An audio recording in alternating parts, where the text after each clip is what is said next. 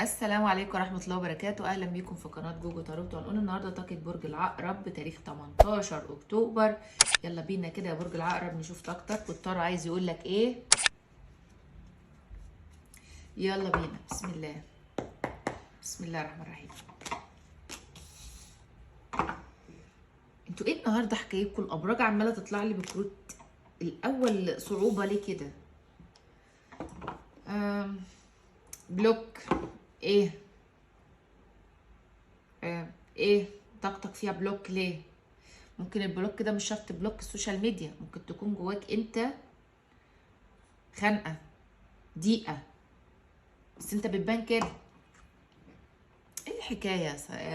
سرطان والعقرب الاتنين، اول ما بتدي الطاقه بتاعتهم طاقه حزن ليه كده، وطاقه قفله ليه كده، ومش شايفاكم مبسوط، برغم ان في سعاده مع العقرب. هنا في لم شمل وفي رجوع.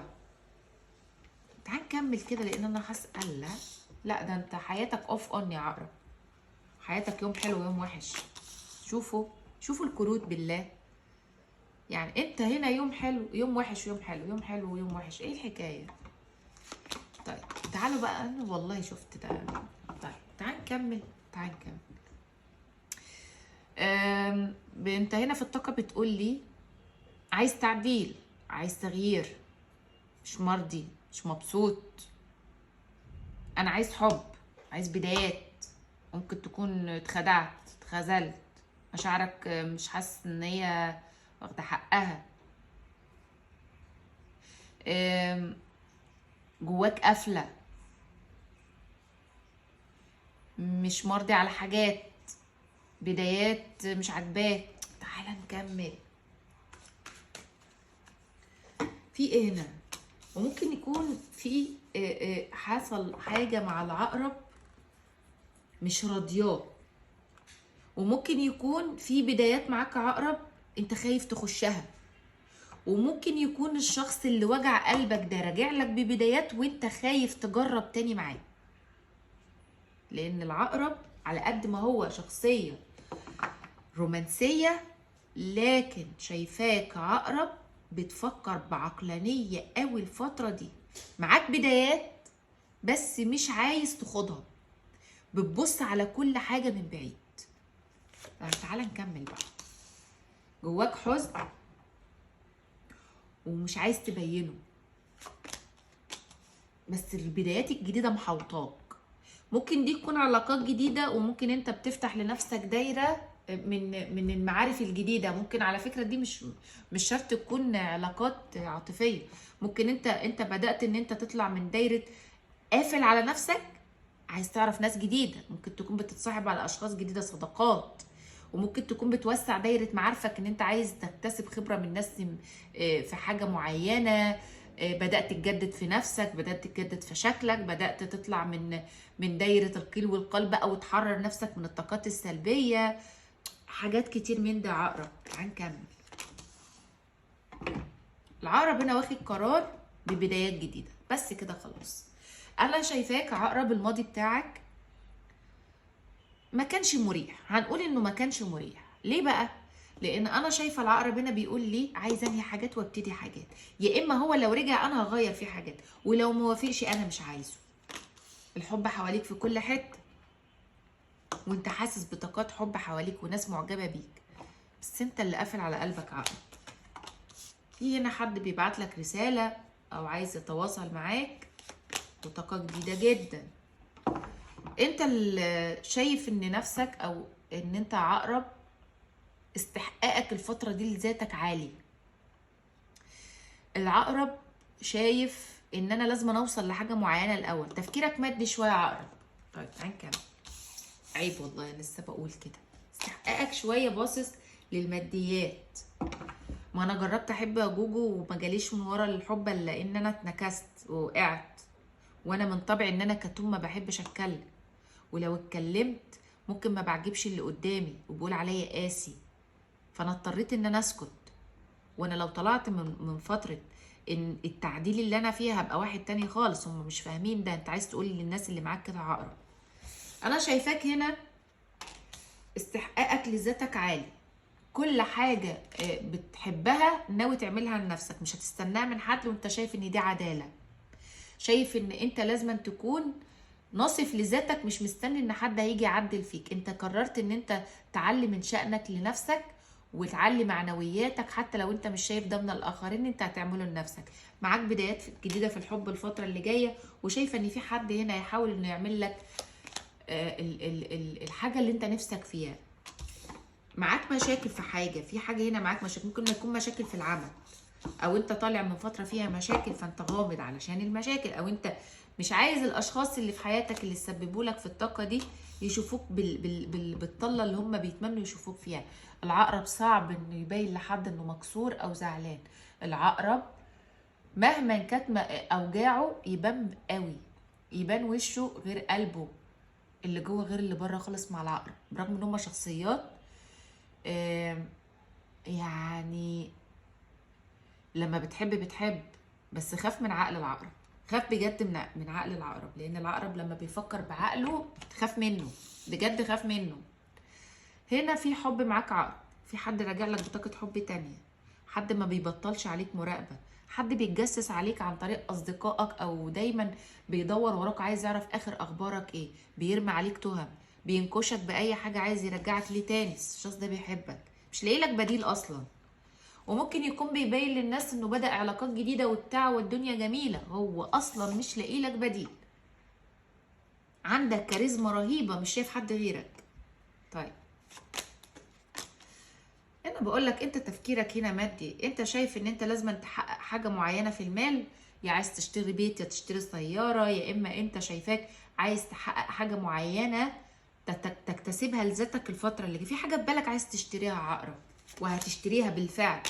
الحظ هيكون حليفك الفترة القادمة، وشايفة ان في ابواب هتتفتح لك بعد فترة كبيرة عراقيل، وكنت حاسس ان مفيش حاجة نصفاك، ولا حاسس ان الناس اللي انت كنت جدع معاهم وبتديهم من قلبك، انت شايف ان هم لما بعدوا سابوك لنفسك، وانت بتقول انا قد اي حاجة اخشها، برضو مش هقول لحد تعالى. صعب ان العقرب يطلب من حد مساعدة. بتجذب لنفسك حاجة الفترة اللي جاية عقرب، وممكن انت على فكرة انت جاذبيتك عالية قوي، ومن الفترة دي انا بقول لك جاذبيتك عالية، شادد اشخاص ليك، وممكن اشخاص كتير بتقول لك عايزين نتعرف عليك او نخش حياتك، بس انا شايفاك لسه عقلك مربوط بالماضي، مش عارفة ليه. عندك هنا وفرة مادية، واللي بتتمناه هيحصل بالفعل في المادة. شايفاك هتكتسب شيء لذاتك، هتحققه، هتوصل لحاجة. عندك احتفالات قادمة، يا إما أنت طالع من فترة احتفالات، أو كنت عندك أفراح لناس قرايبك أو حاجة عرب، والفترة اللي جاية كمان أنت عندك في احتفالات، يا إما احتفال ليك عقرب محدش عارف، ممكن يكون احتفال في حياة العقرب، زواج أو خطوبة. وشايفة هنا للبعض من برج العقرب طاقات الناس المتجوزة، في عندكم هنا رجوع منفصلين بعد خروج أطراف تالتة.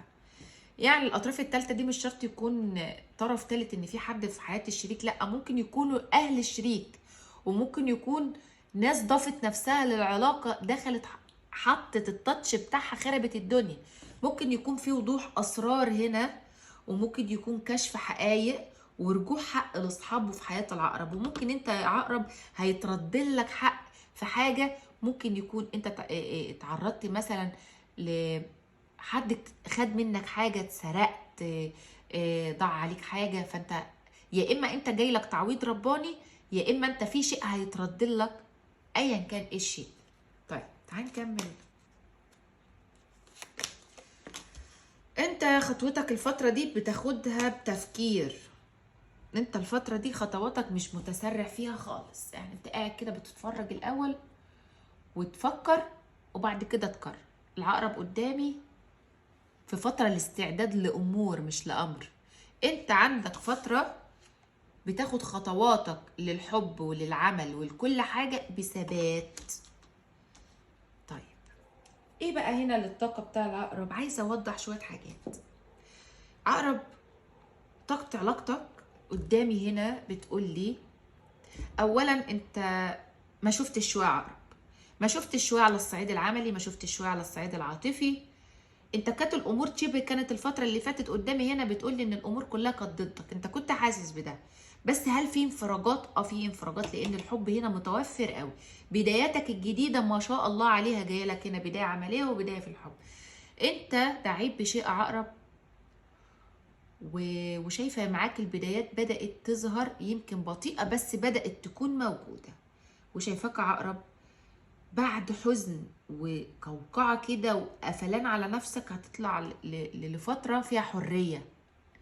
وكمان انا شايفاك بتقولي ما ينفعش ابان مكسور. ويمكن انت عقرب سند، او انت حد لاهلك. يمكن انت ممكن تكون انت بتسند اهلك، او انت مثلا انت اساسي في حاجه، انت في حد بيتكل عليك في حاجه. انا شايفاك عقرب هنا انت سند لحد في حياتك، فما ينفعش ان انت تبان ان انت ضعيف في الوقت الحالي. في ناس بتتسند عليك عقرب، فانت بتقول ما ينفعش، ما ينفعش بشتى الطرق ابان موجوع ولا ابان ان انا حزين. لازم أنا اكمل طريقي لو ايه حتى بيحصل معايا. انت شايف ان الشريك مش متضامن معاك شويه، بس انا شايفاه الفتره اللي جايه جاي لك بحب، وشايفاه هيكون معاك ايا كان الشريك بقى اللي في حياتك. انتوا علاقه جواز، بتحبوا بعض، كراش، علاقات الخلافات اللي كانت معاك هنا فيها كشف اسرار.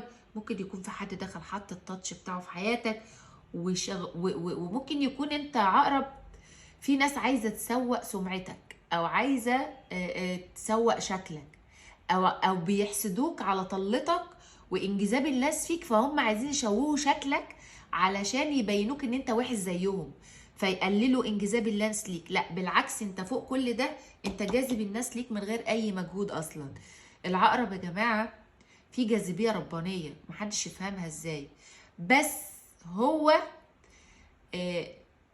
عقلاني وما بيحبش فكرة ان حد يستغله.